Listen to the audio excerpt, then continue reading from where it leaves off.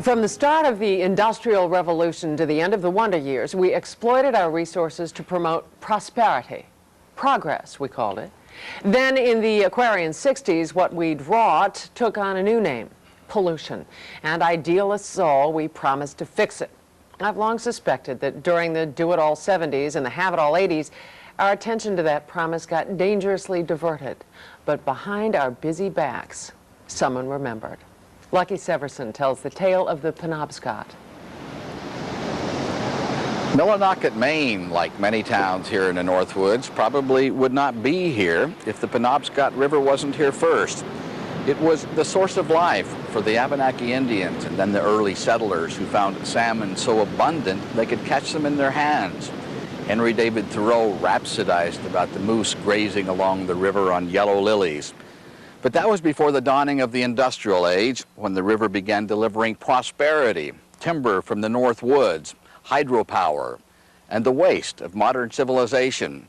That was when the wild, splendid Penobscot gurgled with affluent foam and turned ugly and foul. This river here used to stink, smell like a sewer. I grew up in Brewer, and you could smell the river. You wouldn't want to swim in it. Mike Howell and Vernon Hines would be inclined to agree that progress sometimes takes on an altogether different meaning in hindsight. Back then, in the 40s and 50s, with pulp and paper mills sprouting along the banks like scrub pines, progress meant jobs and huge profits. It was quite a sight. In them days, it was a healthy sight because we didn't know any better. As we realized what's happened to our environment, we realized it wasn't healthy.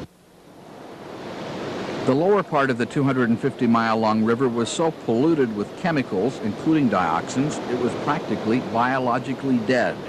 Upstream, timber companies turned the river into a highway, cramming it with logs and driving them downstream like cattle. You could run across them real fast. In fact, they lost a lot of logs. A lot of logs are still laying in the bottom of the lakes and ponds. I can look back to the days when you could take 15 or 20 or 25 brook trout a day, and you did it, and you took them home, and Mother cooked them up, and you enjoyed them. That was before the pollution? Yeah. And it was taken for granted. I got a little fish. Small salmon. Like most able-bodied men around here, Wiggy Robinson worked at a paper mill until he retired. Wiggy started fishing the Penobscot more years ago than he cares to remember. Hold it there, baby. We'll let you go here. But he can remember the way it was. There. Go grow up. When they first started to clean up the river, back in 4 years, I thought that they just had a monumental job and that they would never do it. It didn't happen suddenly, but what did happen made a believer out of Wiggy Robinson and most other non-believers around here. It began in the 60s when Congress passed the Clean Rivers Act, sponsored by Maine Senator Ed Muskie. Almost immediately, log drives were outlawed. The government demanded and subsidized new sewage treatment plants for towns like Millinocket, which had been using the river as a sewer, and plants were banned from dumping chemical waste. Well, there was a lot of people afraid they were going to lose jobs. There was a lot of people afraid they were going to shut the mills down, but that never happened.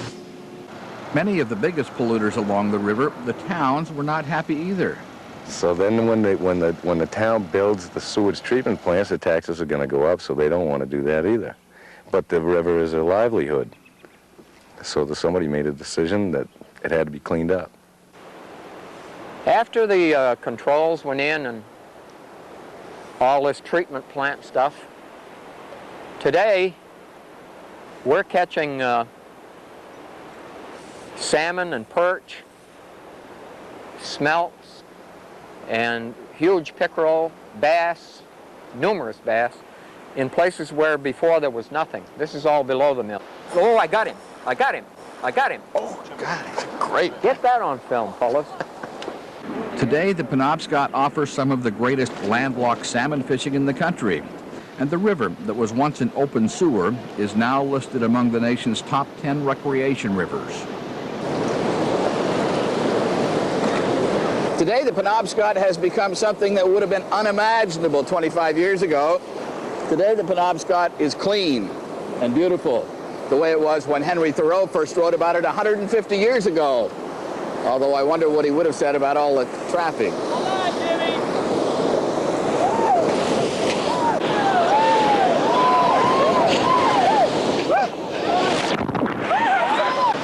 Today, the river that was dead is full of life, full of rafters.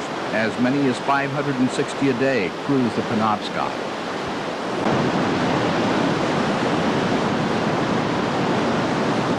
Something happens to your soul when you travel down rivers, especially this one.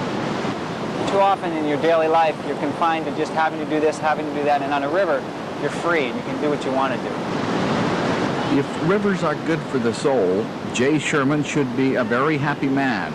He owns one of the largest rafting companies in the area, and he's traveled the Penobscot at least 200 times. Cleaning the river didn't cost jobs, it created them. Rafting in northern Maine, which is a pretty, I guess depressed is a good word for it. It's not one of the booming regions of America. It's about a $40 million industry, which is a pretty big industry for this part. This year, 20,000 rafters will swish, swirl, careen, and scream through such rapids as Exterminator and The Staircase, hanging on for dear life and wondering if it was really such a good idea, until they come to a rest in a quiet pool and take a moment to reflect. We get letters every year of people they write and say it's really changed their life. It was one of the most fun things they have, and it makes them realize there's more to life than just a daily, what they thought was important. Rivers are like people. They have personalities. Where a pond is quiet and reliable, a river is more outgoing. It has a purpose and a destiny. It's a living thing. You'd have to paddle a long country mile to find anyone who doesn't agree that what happened here is progress in the purest sense.